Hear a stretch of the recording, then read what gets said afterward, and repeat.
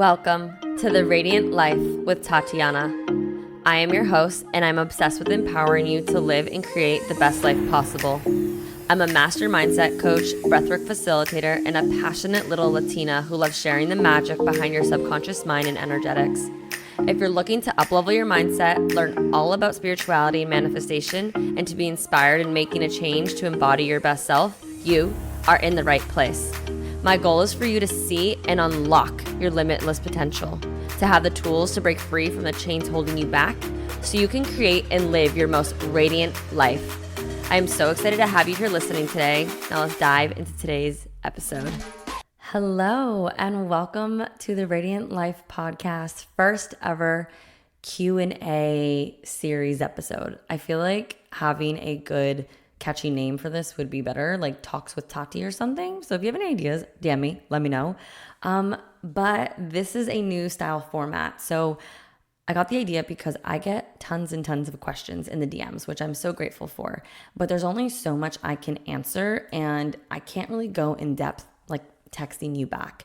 And there's only so much feedback and advice I truly will and can give, just because as a coach, I want to be in integrity of how I practice and for the clients who are paying me to actually give coaching support. But there are questions that I do get asked a lot frequently, or questions I can give answers to, but in the DMs, it isn't always a place. So this is a new format. We're experimenting here with you, with me, to see how this goes, if you like it, if you value from it.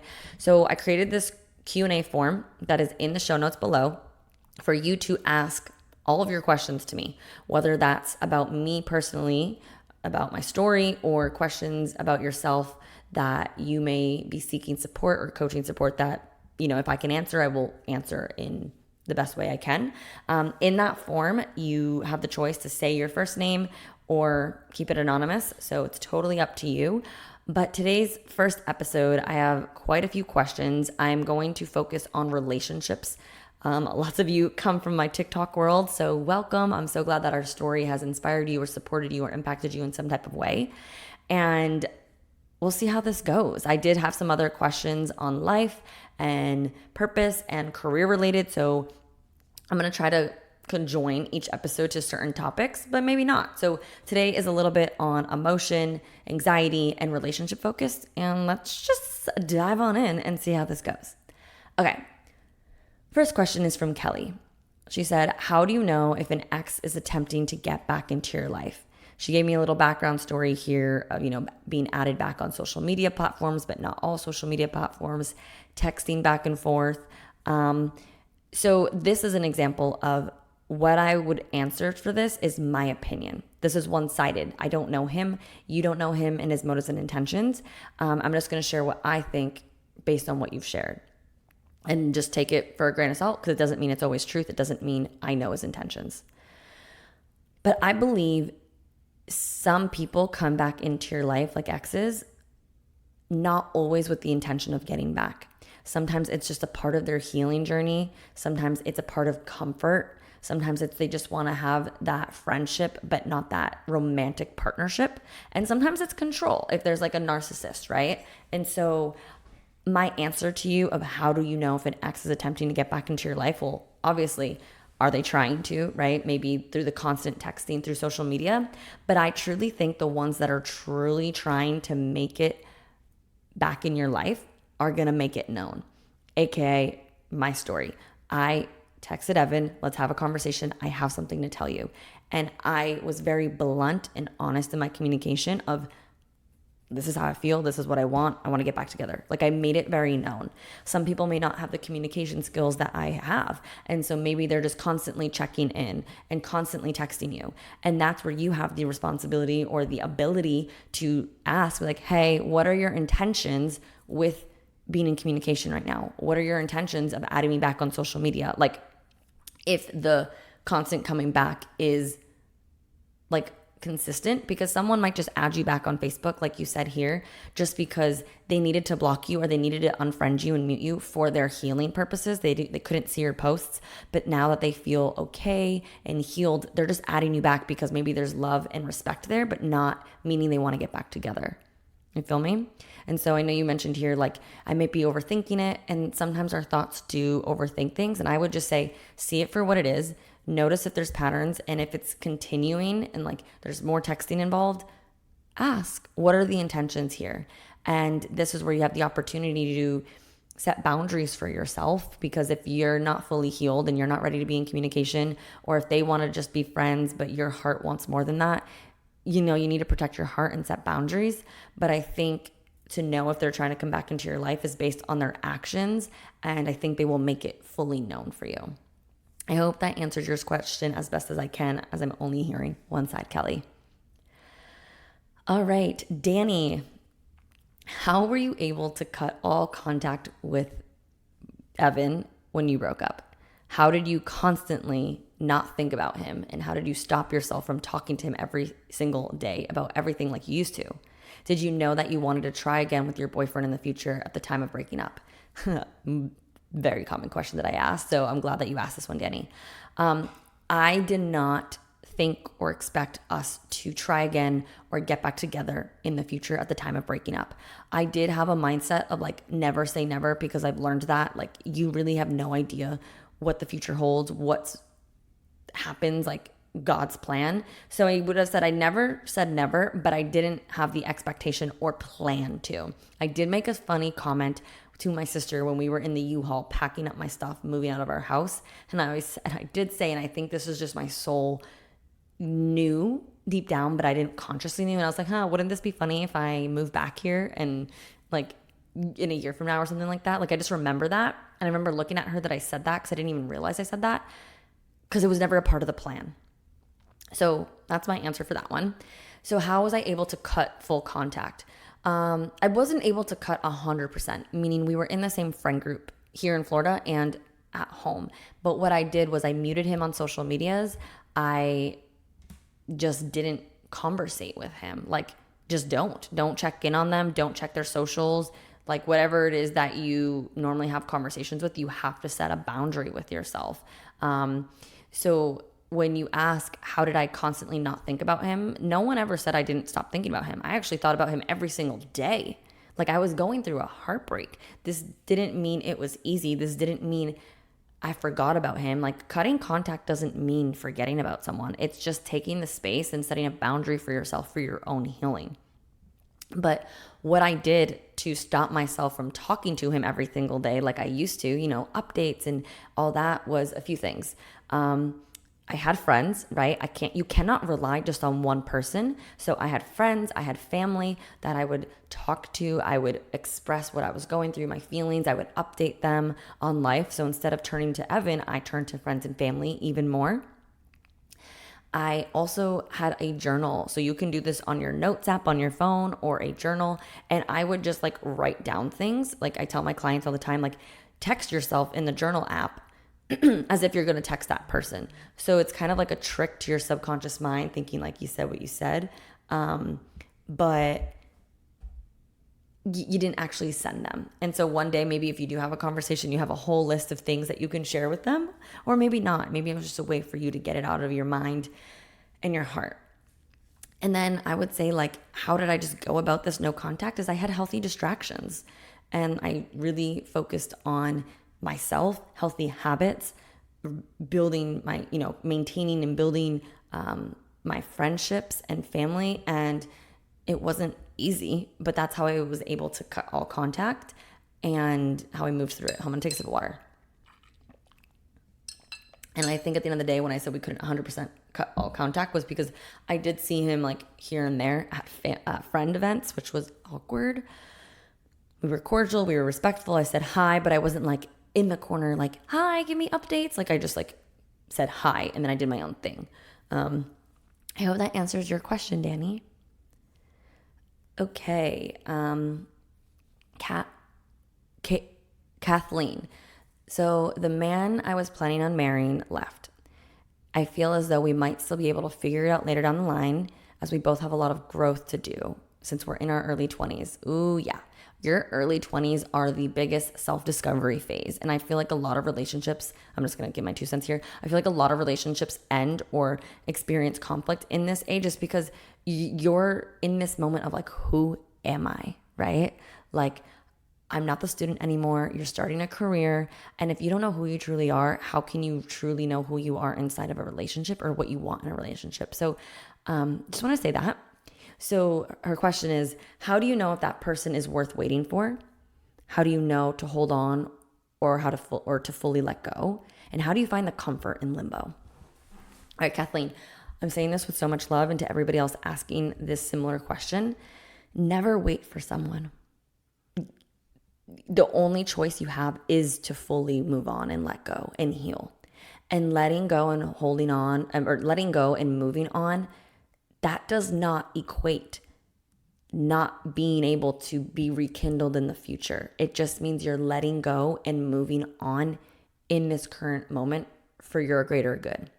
Because if you're sitting around waiting for someone, you're prolonging your healing, you're prolonging who you're meant to become, you're prolonging your growth, and you're waiting around for someone who may not be doing the work needed for you guys to ever come back together, if that's a part of God's plan. And imagine yourself waiting around years to then find out that person found somebody else and you're just like, oh my God, I literally was just waiting for what? And you just wasted time away. Now is the only moment we have. So what I would say is the option that I really believe that everyone only truly has is never fully waiting for someone and learning to fully heal and let go. And how you find this comfort in this limbo is choosing you. Don't put your energy on somebody else. Can you focus on you, on who you're becoming, on your purpose, your potential? Like, lift yourself up and heal so that if it is meant to be, because I truly believe what is meant to be yours will be yours, you're going to be healed. You're going to be the person you're meant to be in that relationship. And you're not going to waste time. And you're going to find so much happiness and self-love and fulfillment in that time period. What I would recommend for you to do is listen to the episode on overcoming fear and choosing faith, because choosing faith in this time period is going to be huge for you. And I would recommend, if you're in a place of needing support in deeper healing, in deeper self-discovery, in this limbo phase, I would encourage you to apply and join either Embrace Your Radiance or Radiant Relationships, depending on how much healing you need to be done, how much self-discovery needs to be done, or how much you want to be focusing on relationships.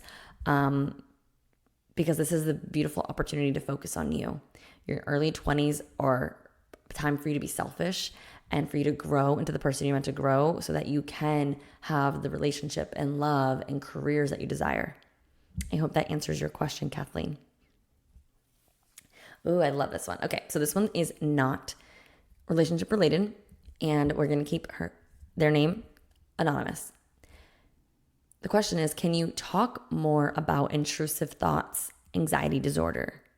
This is part 2, the not so what if thoughts, and like OCD. So I didn't get your part 1, I will say that. So I'm going to do my best based on what you just shared here.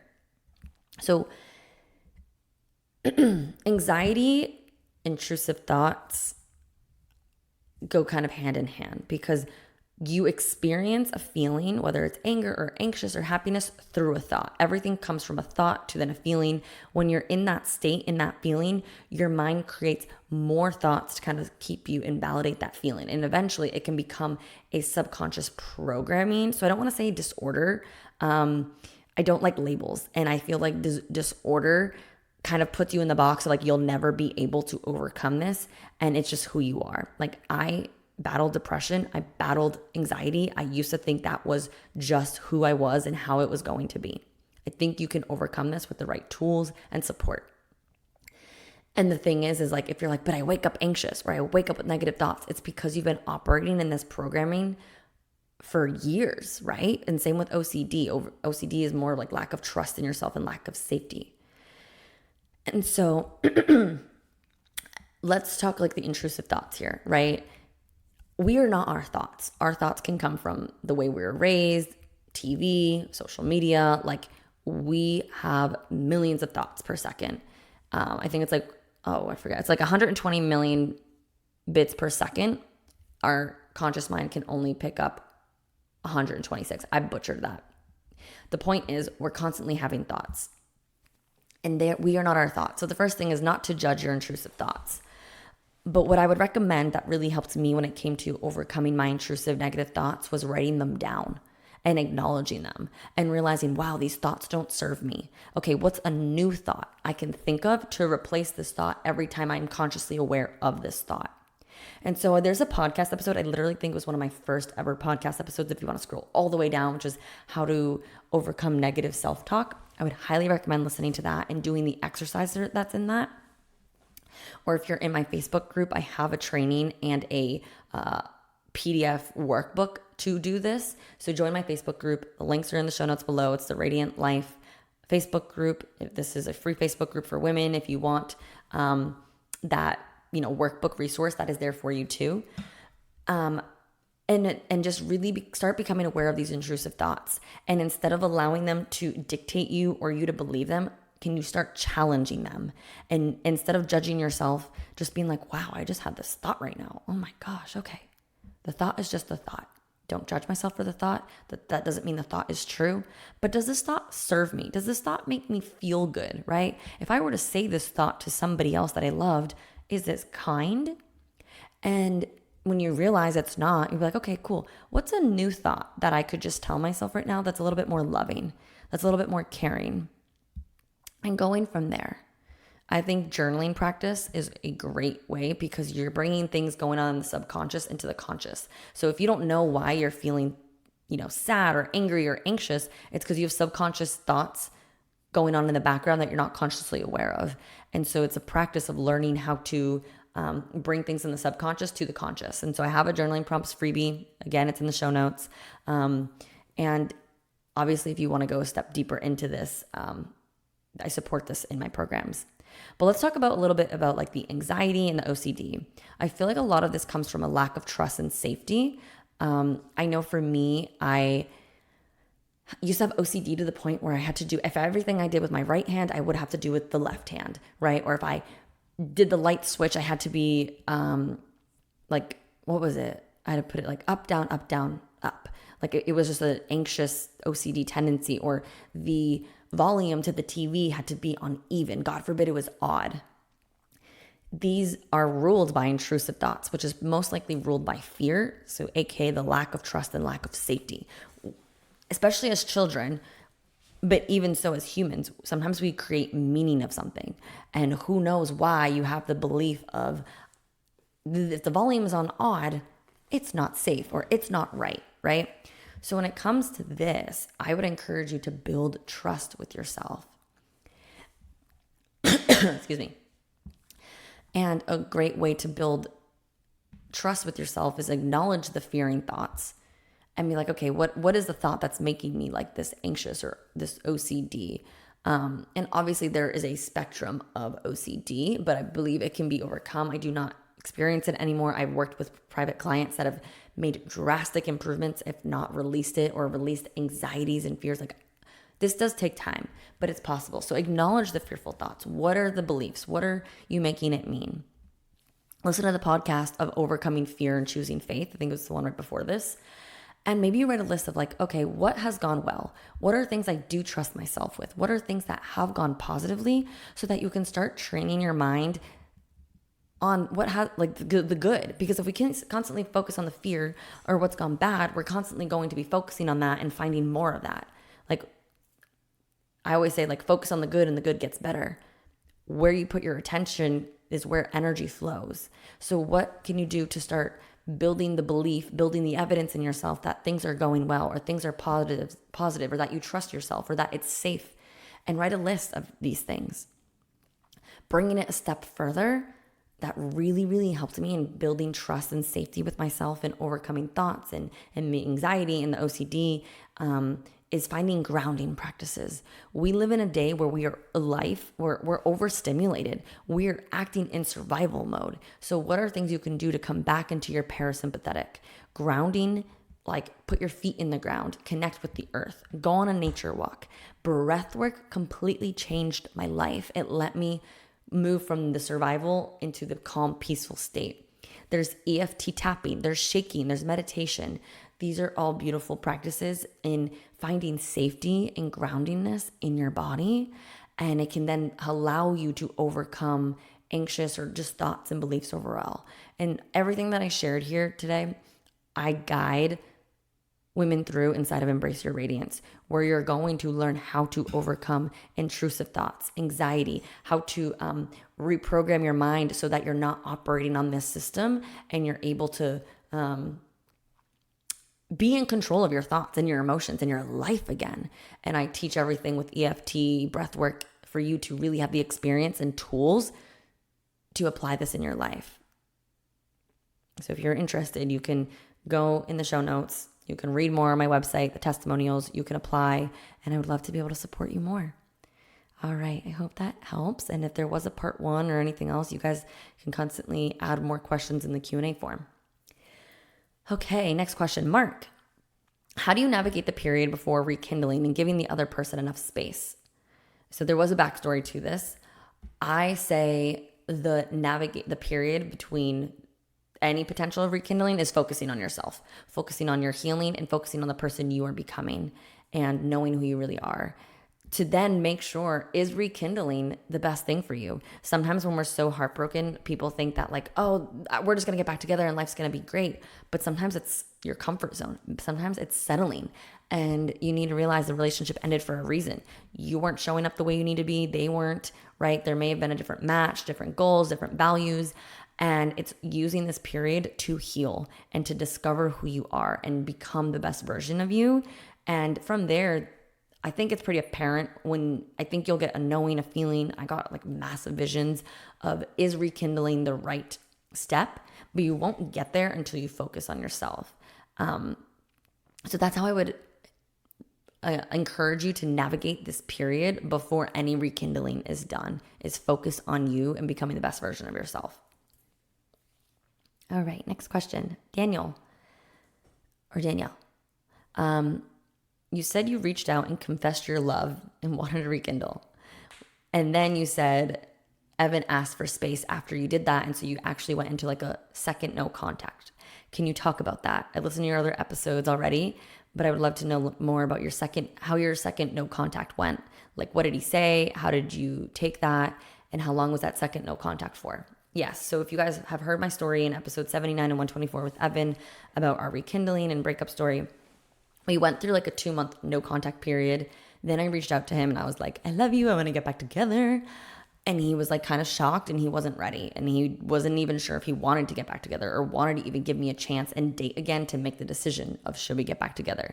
Because that time period, it wasn't like, okay, yeah, let's get back together. It was a decision of, okay, I'm willing to attempt and date again and then make that decision.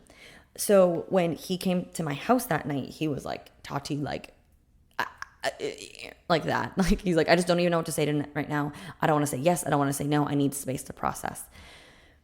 I don't know how long that no contact period was. In the beginning few weeks, it was very minimal contact. And I just had to respect his space and his boundaries and respect that he would come have a conversation with me. We did see each other a little bit more at that time period because we had a friend's birthday party and then Thanksgiving. And then after that, I was like, okay, like I would like an answer. So I don't really know exactly how long that second no contact went. But he was just like, I just need some space to process and space to make a decision if it's worth giving dating a try to even consider getting back together. How did I take that? It sucked. Of course I wanted to be like, have him respond and be like, yes, I love you. Let's get married. But like realistically, I knew that wasn't going to happen because I hurt him so bad. And I knew I needed to build that trust back with him. So I respected it. I always say it's a dance of where I had to respect his boundary and learn how to slowly show how serious I was and slowly prove myself and build the trust back. And that was like a 2-month-ish period because I told him how much I loved him. I think it was like beginning of November. And then we officially got back together. I think it was like January 23rd or something. So there was time and it was gradual, but that's kind of how I responded. I don't really know how long that was for. I do have another question here where it said anonymously, like, how long was your first no contact? So the first was like 2 months. How long were you trying to win him over before he asked for space and you did the second no contact? I only started to try to fight for us and win him over after I expressed my feelings towards him. And then again, like I just said, the second no contact, I really don't know. And I just want to preface everything I'm saying here about Evan and I's story. Don't take it with a grain of salt. Just because we went 2 months no contact doesn't mean you need to go 2 months with no contact. Like, this is just our story. Don't compare. Of course, I hope our story inspires others to see the potential of what it looks like when two people do the inner work, become who they're meant to become, and put effort in relationships, because I feel like we don't have as many healthy models of healthy relationships in the world, and people kind of give up. They go toxic, or they allow toxic behavior, or they just give up, break up, divorce, and don't put the effort in, and then they find the same patterns with different relationships. But I don't want this to be like, just because we got back together means you're going to get back together, because it might not, because it may not be for your higher good. So just take everything that I'm saying around our story with a grain of salt. And so, yeah, the second no contact, how that went was like, I just gave him space. We were friends on social media. Eventually I like checked in on him, like, hey, how are you doing? We probably did like a back and forth text message. I felt that he was dry and cold, so I backed off. And I just kind of let him be and let him reach out when he wanted to, or when I saw him at my friends. And eventually I had to ask the question, like, hey, can we make some improvements here? Whether it's giving me the space to show you that I've changed, to show you that I'm serious. You don't have to make a decision yet, but like, can we be in a little bit more conversation? Which took time, because at first he was like, no. And then eventually it was like, yes, slowly. I just had to feel his energy and respect his wishes. All right, the final question. In your second no contact, this is from Amber. What did you think? Did you believe he was coming back? Did you let go? This was like the biggest challenge, because it was like, ball is in his court. And like I said earlier, I didn't wait for him. During this period of like him making the decision, I still focused on myself, my career, my habits, my friends. There was like this part of me, like I was really tense and really emotional at this time. And I really turned to a lot of friends and family and the grounding practices that I had and breathwork, because like there was this part of me that was like, yeah, it's going to work out. And there's another part of me of like, dude, no, like you fucked up, you hurt him. You have to deal with the consequences. And this was the point in time where I really had to learn surrender and trust in God's plan, and like let God do what he needed to do, to let whatever outcome needed to be done for our highest good. And that's what I would pray. Like, of course, there would be prayers where I'm like, oh God, I hope we get back together. But I also would be like, you know what, God, like do what is best for both of us. And if that means not coming back, I will learn to let go, and I will learn to surrender to your plan. So I did let go of I held hope, but I let go of the attachment of it going a certain way or the way I desired, right? So I really didn't know what to think. And his behavior and the communication like gave such mixed signals. And of course I had friends where that were like, come on, Tati, like you guys totally are getting back together. It's obvious. Like just had friends that had such utter confidence. And then I had people and friends and family that were like, you're an idiot. Like he's probably not going to come back. And like, you just have to own that. So it was a lot of letting go, and it was a lot of learning to let go and surrender and just trust in God's plan. And that's the best thing that, I had to learn and do.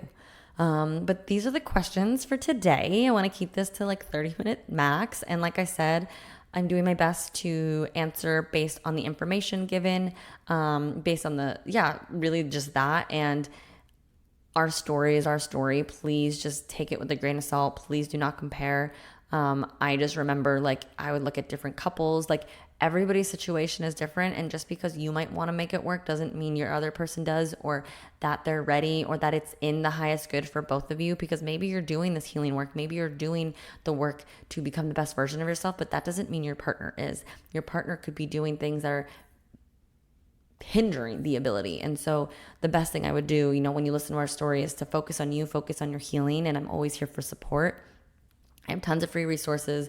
I have a $47 ebook to help you build back your self-love and confidence and heal a little deeper. And then I have my coaching programs if that is something you are seeking more support from. But that concludes our first Q&A episode. I think it went well. What do you think? Were your questions answered? I hope you enjoyed it. I hope you valued from it. Maybe you had similar questions from those who asked. And if you have any questions or any more questions, it can literally be about anything. not just about me or relationships. Like I said, I work with a lot of coaches and entrepreneurs and finding your purpose, whatever it is. Like, ask away in the questions box. And I'm excited to have these continue. I thought they were fun. Thank you guys so much for listening. I love you. I appreciate you. And I will see you in the next episode. Thank you so much for tuning in today. If you enjoyed today's episode, please be sure to share it with me and write an Apple iTunes review so I can keep the good stuff coming your way. If you aren't already following me, you can find me on Instagram at Tatiana_Kuto. Make sure to tag me in any posts that you share. I love and appreciate you so much and cannot wait to connect with you in the next episode. In the meantime, go out and radiate your light into the world.